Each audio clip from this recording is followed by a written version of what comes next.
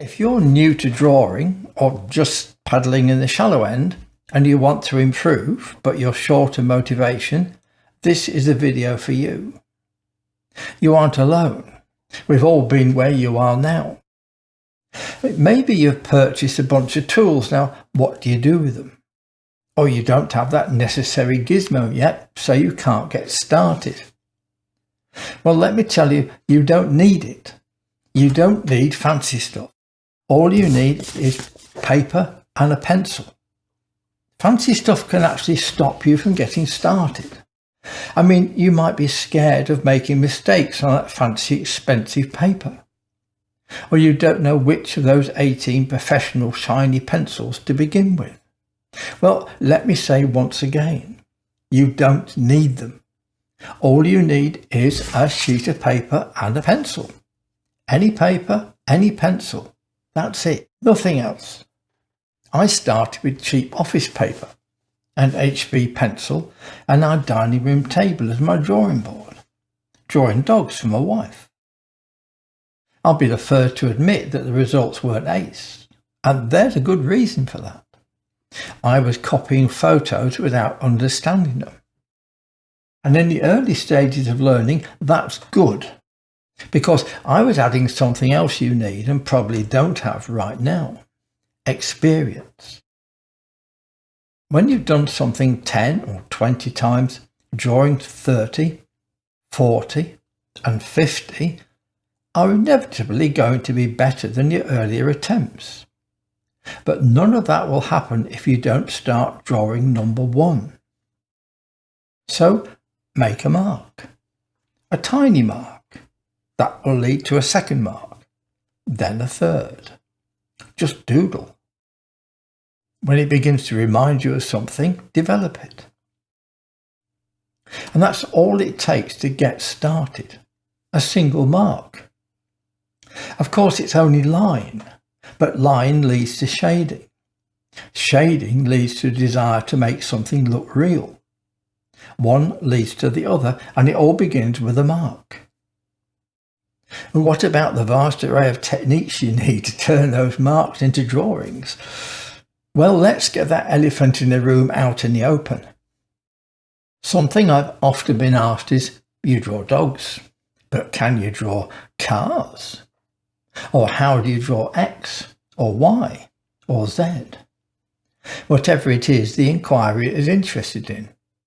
As though you need to learn multiple disciplines to draw different subjects. But that's not how it works. You don't learn to draw a box, then a tree, then a person, then a car, then, I don't know, a Knickerbocker glory. There are not separate methods used to draw different subjects. There are a small number of basic techniques, and you combine those basic techniques to draw anything. And while you're learning those techniques, you will make mistakes. You know what? You'll make many mistakes, and that's perfect. You are supposed to make mistakes the first time you do anything.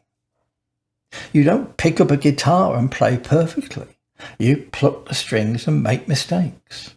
And making those mistakes is how you learn. And drawing is no different. And here's something you need to know. The more mistakes you make, the faster you become better. Even just recognizing something as not being right means you're well on your way to improving. And think of it this way. Every time you draw something, you set the standard for the next one. No one likes to slip backwards, so with each drawing you'll do your best to improve.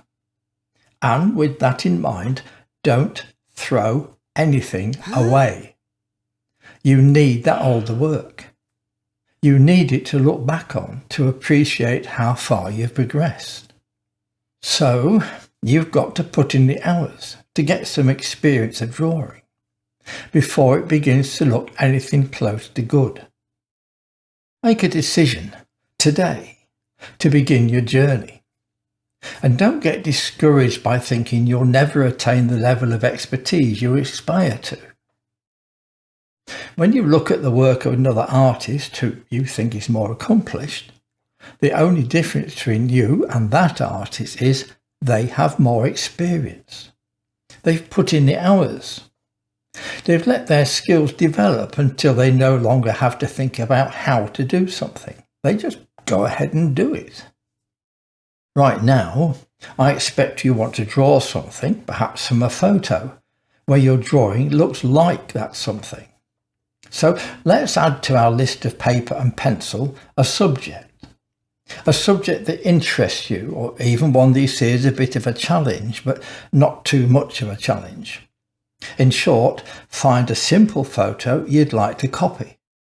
At this stage, there's nothing wrong about copying, because that photo is your goal, something you can judge your drawing against. One should look like the other, right? Right, for now. Because the first step in drawing is teaching yourself hand-eye coordination. Your hand needs to learn what to do to match the image in your mind. And as you're just copying, you can concentrate on getting your pencil to do what you want it to. Now, this would be good practice for shading, no matter what type of pencil you use. You want light shading, you need to know how much pressure to apply. Or dark. You want smooth shading.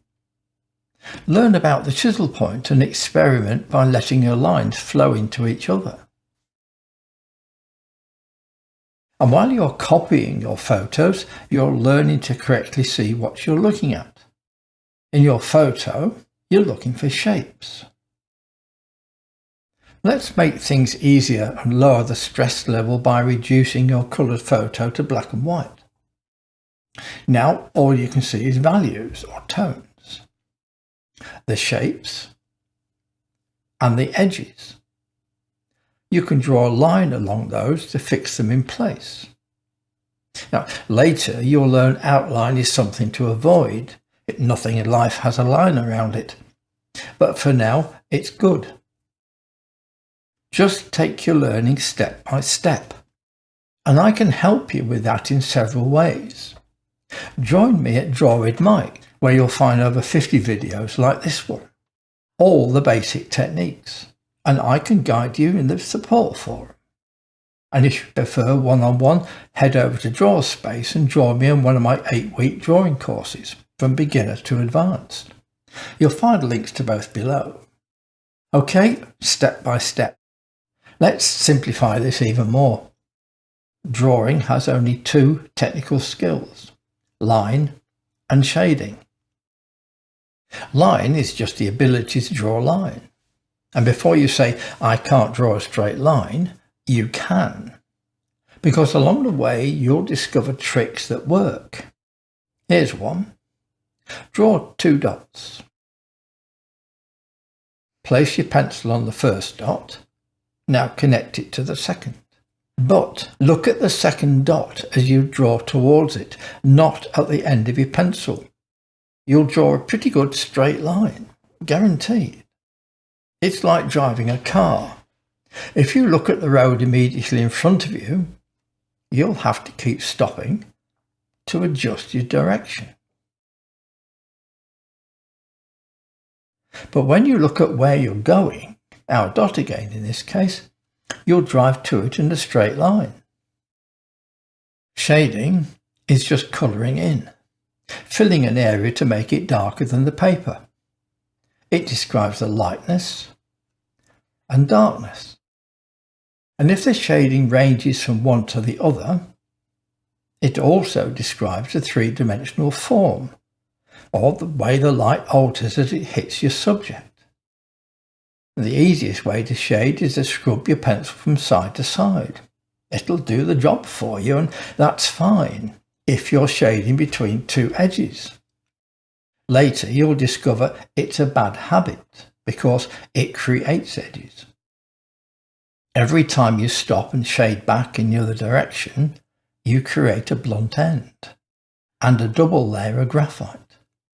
So here's another pro tip for you. Swing your pencil down, Draw your line of shading, swing back up at the end. Teach yourself to do that in both directions as you draw short lines, curved lines, any sort of line. Imagine you're a pilot. Land your airplane, taxi, take off again. That's the tapered line. And, well, that's it. Line and shading.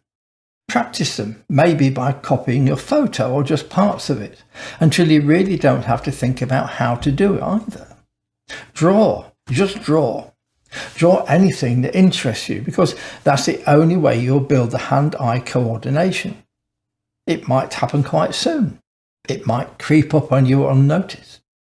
And you can't bypass it or force yourself to learn it quickly. But with practice, it will happen. Now that's stage one. And while you're learning that, occasionally stop copying to branch out into enjoying exercises, like the shading and tapered line I showed you, with no risk of harming a drawing. And learning the basic techniques is stage two, because there are indisputably a number of stages you'll go through to become the artist you dream of being.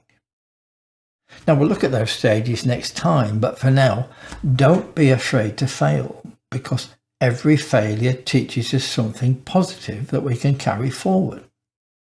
Albert Einstein once said, the only person who never makes a mistake is someone who does nothing. Remember that. Do something. If you don't do, you don't learn. So start by doing and learning right now.